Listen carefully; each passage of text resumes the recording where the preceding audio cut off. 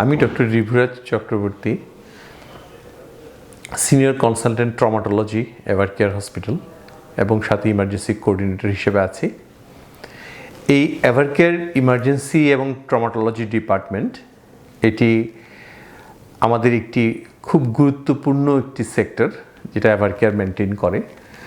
এখানে একই হসপিটালেই যে কোনো ধরনের অ্যাক্সিডেন্ট, যেখানে অর্থোপেডিক সেবা লাগে বা অ্যাবডোমিনাল সার্জারি সেবা লাগে, চেস্ট সার্জারি সেবা লাগে, ভাস্কুলার সার্জারি সেবা লাগে, এরকম যে কোনো অ্যাক্সিডেন্ট বড় ধরনের পলিট্রমা কেস এখানে ওয়ান স্টপ ম্যানেজ করা সম্ভব, যেখানে অন ফ্লোর ডক্টর থাকে, যেখানে আমাদের কাউকে কল দিয়ে আনা লাগে না, এবং সবচেয়ে বড় কথা যে সার্বক্ষণিক critical care facility, blood bank এগুলো আমাদের সার্বক্ষণিকভাবে আছে।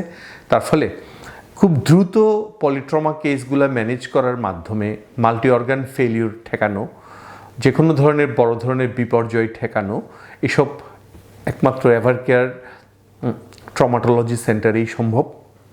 তো আমার মনে হয় এটি আমাদের অনেকের কাছে অজানা যে চট্টগ্রামে ওয়ান স্টপ সমন্বিত ট্রমা সেন্টার বলতে যদি কিছু বোঝানো যায় তাহলে একমাত্র এটা এভারকেয়ার ট্রমাটোলজি ডিপার্টমেন্টকেই বোঝাবে। কারণ আমাদের এখানে পূর্ণাঙ্গভাবে ট্রমা সেবাটা চট্টগ্রামে এখনও একেবারেই গড়ে ওঠেনি বললেই চলে। সাধারণত বিভিন্ন জায়গায় জেনারেল সার্জন বা ভাস্কুলার সার্জন তাদেরকে কল করে এনে এই সেবাটা দেওয়া হয়, যাতে একটা গুরুত্বপূর্ণ রোগী অনেক ঝুঁকির মুখে পড়ে যেতে পারে।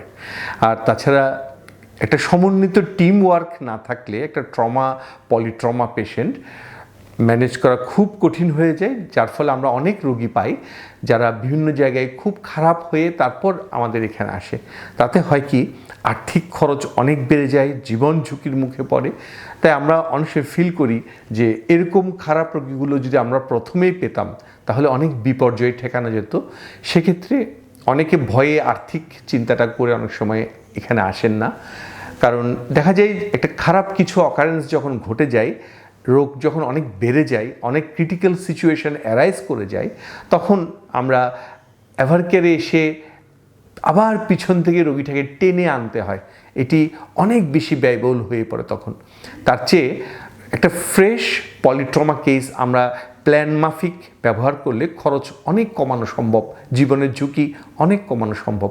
এই জিনিসটা আমার মনে হয় ভালোভাবে চট্টগ্রামে হাইলাইট হওয়া উচিত।